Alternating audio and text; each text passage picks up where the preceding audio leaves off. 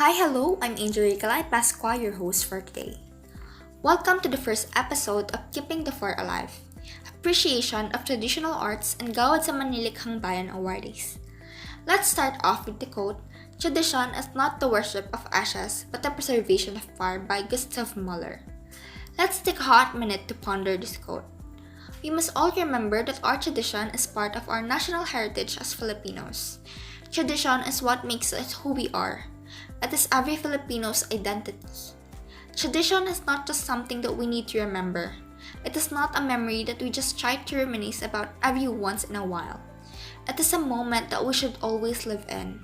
The only way to keep it alive, the only way to keep that fire burning is to keep practicing, sharing, and promoting it.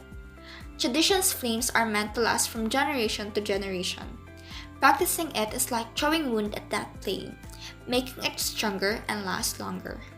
With that being said, let's talk about the artists who made outstanding efforts in keeping this fire alive. Lang Dulay, a textile weaver of Tiboli tribe of South Cotabato. She learned to weave when she was only 12, and ever since then, she's been weaving and passing her talents and skills to the young people in their tribe.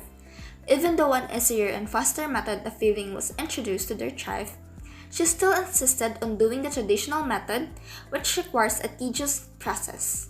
And oh, did I mention that she also has her own unique patterns and weaving?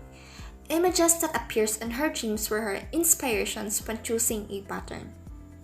Another Gamaba awardee is Alonso Saclag, a musician and dancer of Kalinga.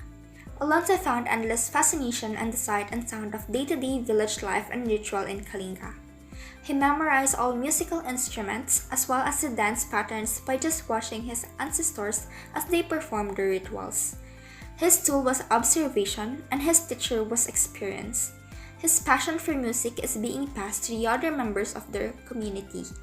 His students compete in different dancing competitions to showcase their exceptional talents and amazing ritual dances. I could mention a lot more, but for this episode, we will give the spotlights to these two legends. Before I end this podcast, I'd like to remind everyone that you don't need to be a weaver and a dancer in order to contribute something on the fire.